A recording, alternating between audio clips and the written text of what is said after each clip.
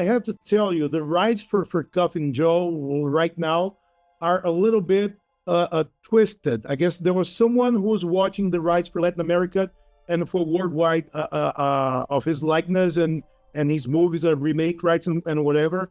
And the guys who are friends of the family, they're trying to figure out what to do. And amazingly, when I was watching Rosario and I was writing my questions to you, I thought David could play that. David could be a good Coffin Joe. And then give me those fingernails. Give me those fingernails. I want those fingernails. It's the hat.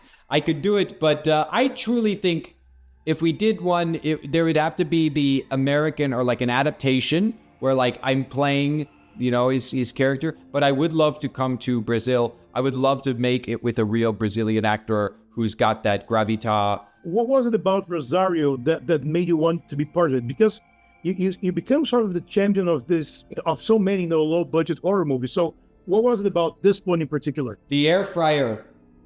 Just kidding. No. So I was playing Dungeons and Dragons with this producer who's really talented named John Silk. John brought me the film. He said, there's this really talented young guy that we found who's going to make this film. And I think you'll dig it because it deals with some lore and a spiritual practice that doesn't get explored much in film. There's a homage to definitely Evil Dead and Drag Me to Hell and like a Sam Raimi kind of aesthetique in the way that the story exists.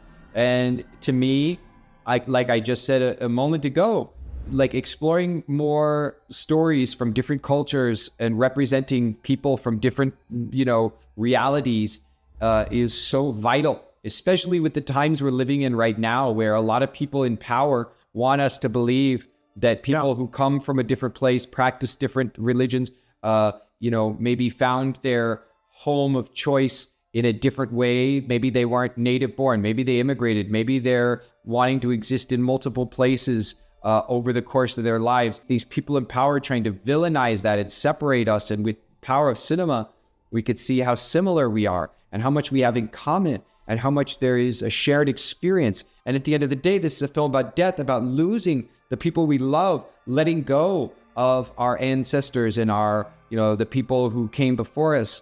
And how do we integrate the past into our current life while still moving forward and changing? I love all those themes. And I think Felipe is just such a talented young director. And so when you're an old actor like me, who's just all washed up and sitting here in his, old house, you got to find those fresh voices that wake you up and get you going.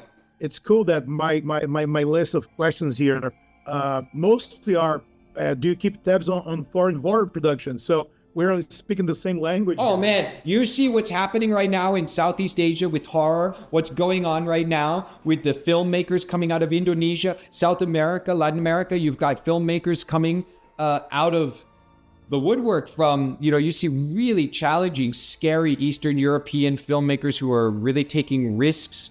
I want to see more support and opportunities given to filmmakers coming out of Africa. I would love to see, because I'm starting to getting those voices that are starting to grow. Middle Eastern voices, especially people coming from, parts of the world where the government doesn't allow as much, expression. Some of those voices are the best, man.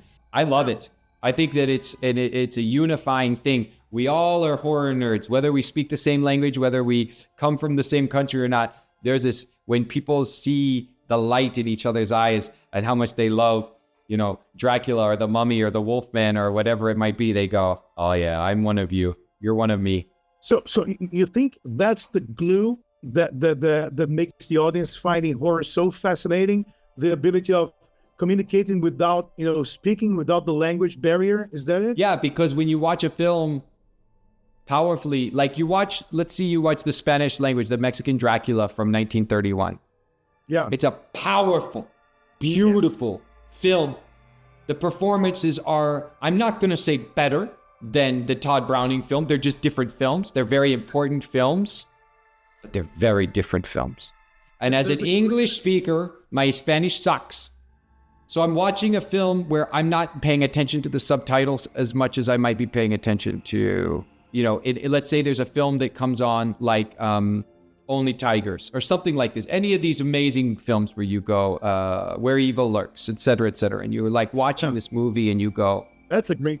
I don't know exactly the words because I'm stopping reading. I'm now just engrossed in this human experience that's happening, and it feels so beautiful and scary and authentic. And they love the world in which they're telling the story. To me, it's the best. I love it. Let me close with something that my editor is going to kill me if I don't ask, and it has nothing to do with it. Has to do with your comic book background, because you did a lot of big movies and voice acting in so many roles that I lost count. And I have two questions to ask. Is there any character that you're craving to sink your teeth in, comic book wise? And what can you tell me about the Street Fighter reboot that we're talking about, pop culture? So a comic book character I would love to play at some point would be maybe the Tomb of Dracula that Marvel used to do, that version of Dracula, or Morbius, the living vampire.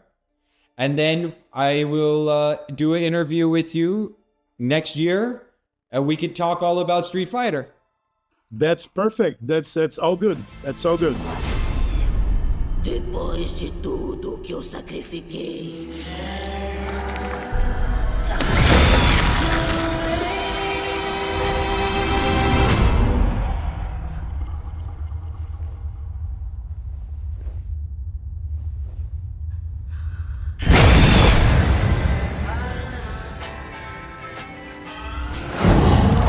Wow.